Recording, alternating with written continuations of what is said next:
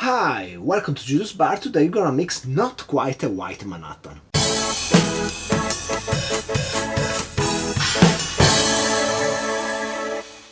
So on the internet I found quite a few versions of white Manhattans. The one that intrigued me the most is one that I found out this summer, and it was proposed by the whiskey nerd. And in this version, the white Manhattan is made up of 2 parts of poitín, an unaged whiskey-like spirit from Ireland, and 1 part of semi-sweet white vermouth. Now, I tried this recipe and it didn't quite work out for me. I guess it's just like the fruitiness of the poitín and the fruitiness of the white vermouth didn't quite merge, instead they clashed with each other.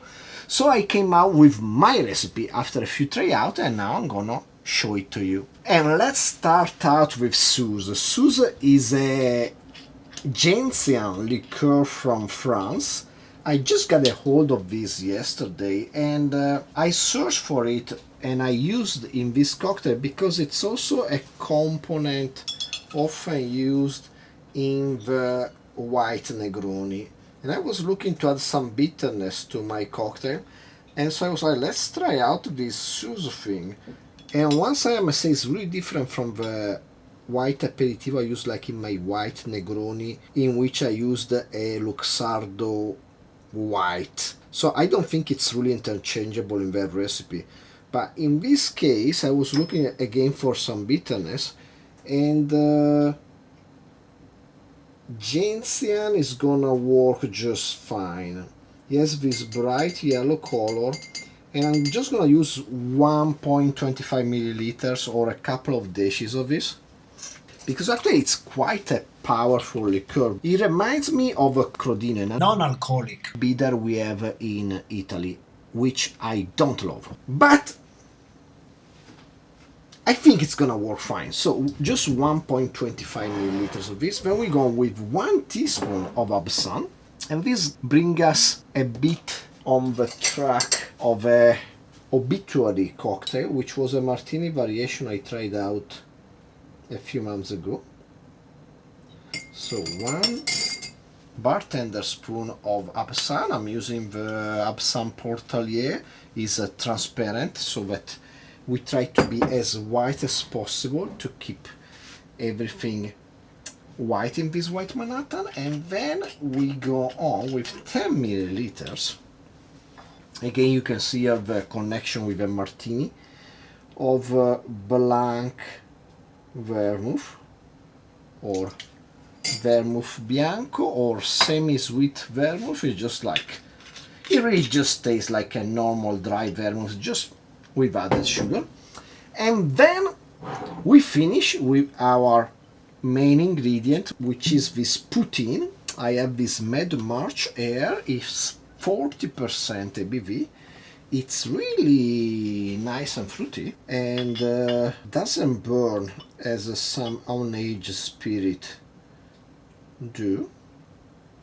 We're going to use 60 milliliters or 2 ounces of this, and that completes the ingredients for our white Manhattan variation.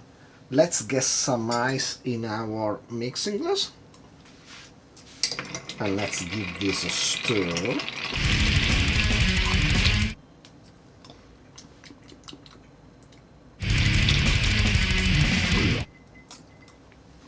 And let's strain in a small chilled cocktail glass.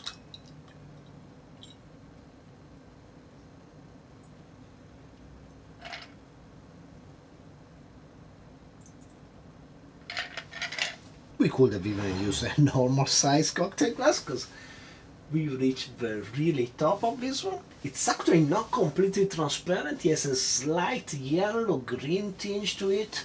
But hey, as in developing this recipe, I approached the Obituary, which is a famous death metal band. I would like to call this the Bullflower, after another really famous death metal band. So, there you go. Cheers.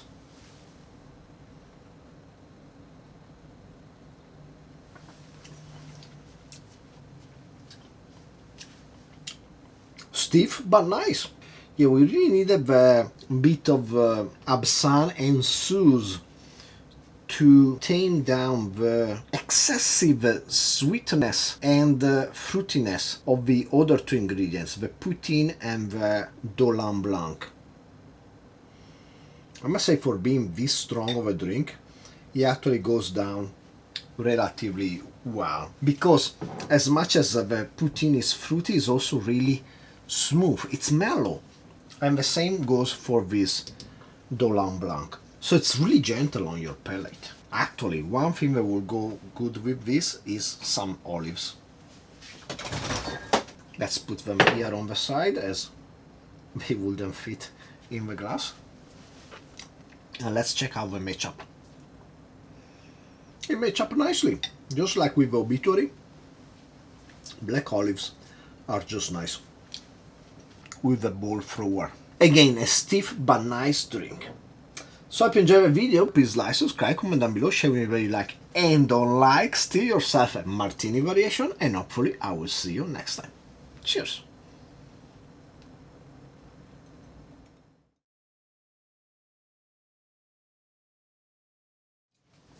So Ball Thrower, they're a death metal band from England, and they are one of the most serious and consistent death metal band of all times. Now, they just disbanded a few years ago, so they're not active anymore, but they're the Fourth Crusade.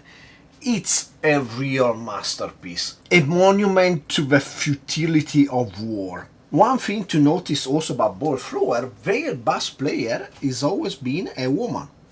Well, I should say her name. Let's see, what's her name? She's called Jo Armbench, and this is on one side peculiar because she's been the only bass player or any kind of musician in an extreme metal band for most of the 80s and 90s. But on the other side, if you've seen Metal Lords, this Netflix flick about this couple of metal guys, they want to make a band. It's kind of similar to School of Rock or something like that. They want to participate in the Battle of the Bands. It's a feel-good story about some outsider.